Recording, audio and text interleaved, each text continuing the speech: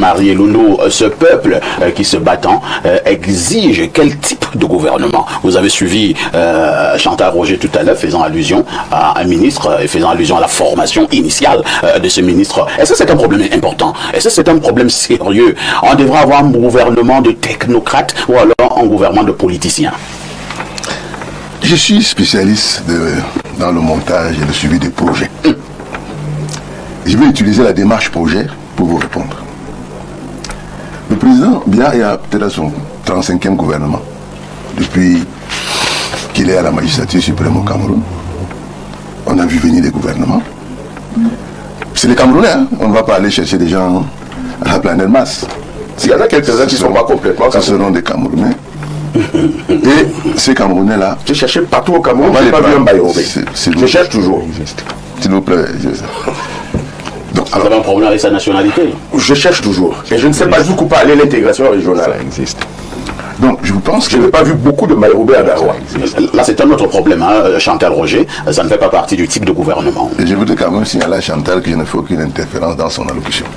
Et que je souhaiterais qu'il me donne l'opportunité de parler. Allez-y, Joseph Marie. Parce que je voulais entrer dans l'analyse. Je vais sortir des anecdotes.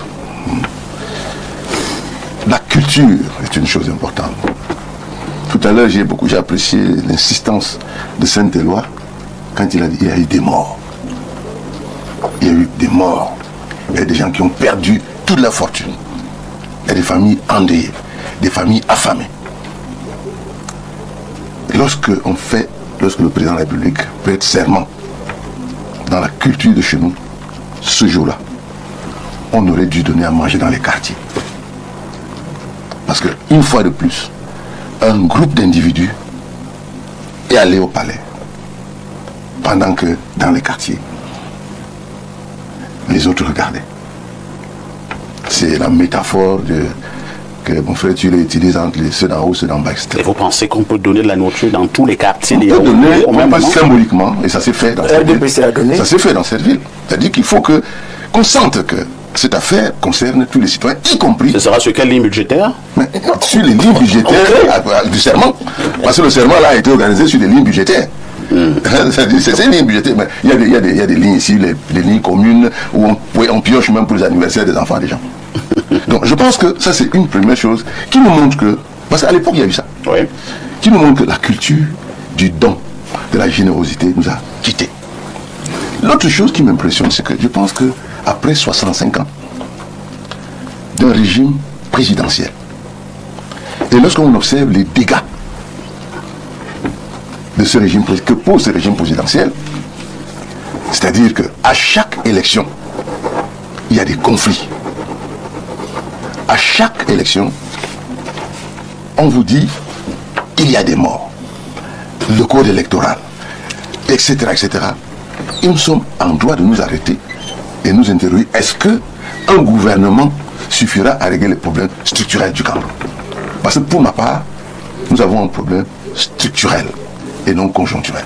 Donc sur le plan politique, ce modèle montre clairement ses limites. Ce modèle qui fait d'un homme pratiquement un dieu sur terre et qui lui donne les devoirs, les pouvoirs sur tout. Quelqu'un va inaugurer un petit pont à Somalomo, il dit Paul Biya. Quelqu'un pêche son poisson, il dit Paul Biya. Est-ce qu'on peut arriver à un régime politique où on responsabilise clairement d'autres citoyens? Je pense qu'on devrait porter la réflexion dans ce sens. Sur le plan économique, est-ce que vous savez que nous sommes des esclaves? Notre économie est esclave du système du CFA. Et que nous ne pouvons rien faire de bon. Toutes les batailles que vous nous voyez mener là, c'est parce que nous avons une économie qui marche avec une béquille. Une économie qui fonctionne avec un budget qui est lui-même une fiction. Parce que quand on vous dit 7 000 milliards, on n'a jamais vu les 7 000 milliards là quelque part, posé. Et lorsque vous voulez décider d'investir, si vous devez attendre qu'un ministre des Finances se déplace, aille à Washington, ou au Fonds monétaire, ou qu'il lance un appel des emplois obligataires, etc., oui, il vous manque l'outil principal qui peut permettre à un pays de fonctionner, c'est l'usage de son instrument monétaire. Je vous donne un exemple simple. En 2008, vous vous souvenez aux États-Unis de ce qu'on appelait la crise des subprimes. Lorsque la crise des subprimes est survenue aux États-Unis d'Amérique, John McCain et Barack Obama étaient en course pour la présidentielle. Ils ont arrêté. On a dit à Bush, le pays est en danger, prends les rênes du pays. Premier et unique acte. Tournez-moi la planche à billets pour 1000 milliards de dollars pour sauver Lehman Brothers et tout le système financier américain. Ça, c'est l'outil politique de la mondiale monétaire. Nous, on n'a rien nous permettant effectivement d'agir de manière directe. Notre pays a des entreprises dans les années 90 qui sont, je vous montre, ça c'est l'arbre de l'ONCPB, avec les entreprises qui étaient restées, qui étaient là sur le terrain. C'est l'arbre de l'ONCPB. Et vous voyez ces chiffres-là, tout est là-dedans. Vous avez tous les chiffres là-dedans, avec les noms des entreprises et ce qu'on a perdu. Lorsque ces entreprises, apparemment, on veut nous faire passer du modèle de l'État investisseur, qui était le modèle initial, vers un État libéral, néolibéral, mais en réalité, on veut nous amener vers l'endettement éternel, comme nous sommes aujourd'hui. On casse cet appareil, on annonce, on fait chuter les cours de matières premières. Écoutez très bien la démarche. Le pays qui vit de matières premières est essoufflé, et puis on vient, on ferme et on achète ce qu'on peut acheter. Mais si vous avez l'instrument monétaire, vous faites comme les Américains. José-Marie Loundou, c'est vrai que votre analyse est certes pertinente, mais je voudrais que nous puissions rester au niveau vraiment. Nous sommes dans la problématique. Alors, dans l'urgence d'un remaniement ministériel, vous êtes au niveau de la politique monétaire. Permettez. Donnez-moi quelques minutes. Parce que vous savez, c'est l'un des problèmes que nous avons. C'est qu'effectivement, nous avons les biscuits. Ici, il est question, quel est le problème? Le remaniement ministériel va se faire. Je vous ai dit, il sera fait, on va nommer parfait, on va nommer des Camerounais. La réalité, c'est que lorsque le président annonce son programme dans les 7 années qui viennent, il faut que cela corresponde à une équipe de travail. OK? Et que cela corresponde à des ressources. L'équipe de travail, il va réinventer, peut-être un peu saupoudrer avec quelques partis politiques qui auraient soutenu, qui sont de l'opposition, et puis il va remettre des ténors pour ne pas être trop étranger à son affaire, et quelques jeunes, c'est tout ce qu'il va faire. Mais est-ce que ce gouvernement a les moyens de conduire ces politiques? Est-ce que c'est aujourd'hui que Paul lui a parlé des politiques jeunes? Non. Nous avons eu une politique, un programme jeune, c'est 100 milliards.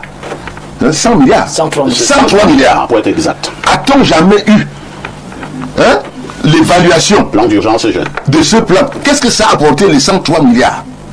OK? Aujourd'hui, moi j'ai entendu le ministre des Finances parler d'un endettement qui arrive.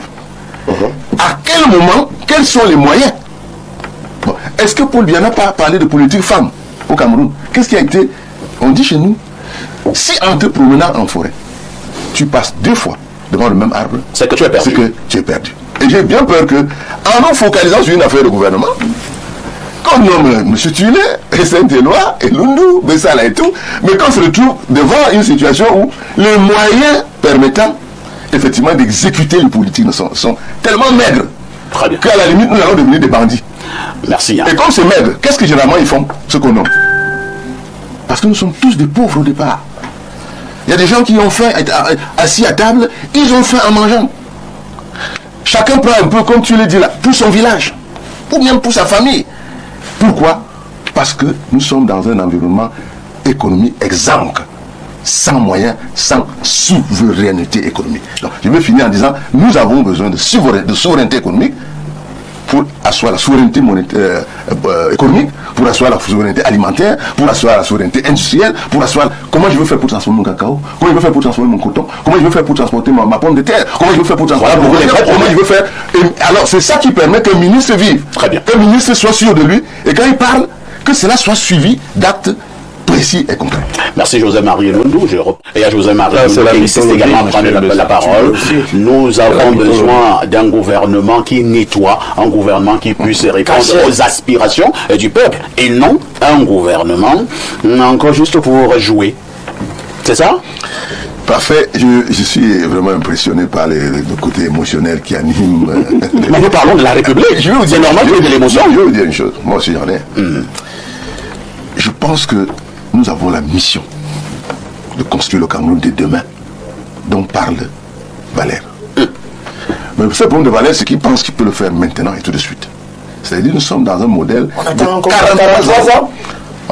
Monsieur, donnez-moi 2 minutes.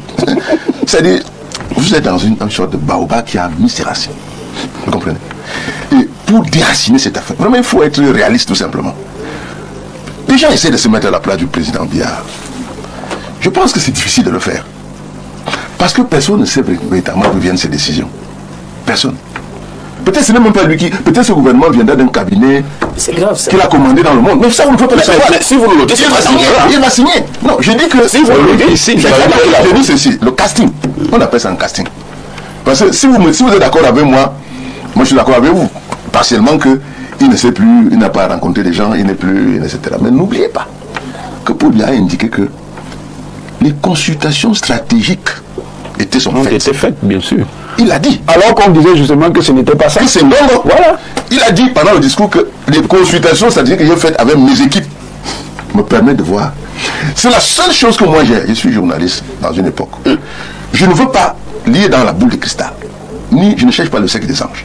J'ai dit clairement que je n'ai aucune raison de croire aujourd'hui que Paul Biya ne peut pas faire un gouvernement, mais seulement évitons de faire le gouvernement à sa place. C'est ça. L'impression que j'ai, c'est que bon, il y a des gens qu'on n'aime pas, ou il y a des gens qui ont trop enfumé, ou qui ont été trop présents, par exemple celui dont on parle, qui a été trop présent. Mais monsieur, c'est bien Paul Biya qui a pris la délégation et a remis à ce monsieur. Est-ce qu'on peut nous dire pourquoi il l'a fait? Quelles sont les raisons pour lesquelles le président l'a fait? On va chuter, Joseph. Je crois que nous sommes dans un mauvais sujet. Parce que c'est un sujet, à mon humble avis, qui nous distrait des réalités de fond.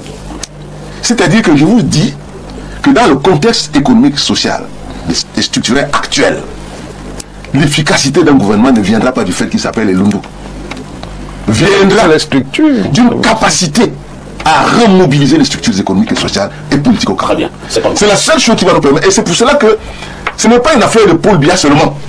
C'est une affaire que nous devons, en tant qu'analystes, tous ici sur la table, nous sommes des vieux routiniers. Moi, quand j'ai vu l'affiche, j'étais heureux. Parce que ça, c'est vraiment la Dream Team, l'une des Dream Team au Cameroun aujourd'hui. Ça fait une trentaine d'années, peut-être. C'est ça là qui est très percutant. Donc, je pense que nous avons une mission. Repenser. Parce que, messieurs, ce qui vient nous arriver là, les enfants qu'on a perdus et tout ça, doivent interpeller en profondeur notre capacité à réfléchir sur le Cameroun. J'ai parcouru les réseaux sociaux. L'une des choses que j'ai observées, c'est des masses ignorantes absolument de l'histoire de leur pays et du fonctionnement de leur pays. Absolument. Merci. Hein. Et je crois que c'est l'une des missions des jeunes, qu'on va l'air qui est très écoutée, de dire aux jeunes que même lorsqu'on veut faire une révolution, on doit avoir une certaine souveraineté intellectuelle. Vous voulez seulement utiliser Valère, plus seulement lorsqu'il faut aller calmer les jeunes. Valère est un guide.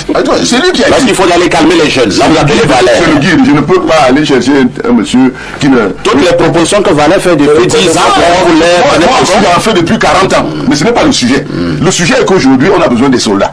Moi, et donc Valère est un bon soldat pour vous. C'est un bon soldat pour le Cameroun. Pour le Cameroun.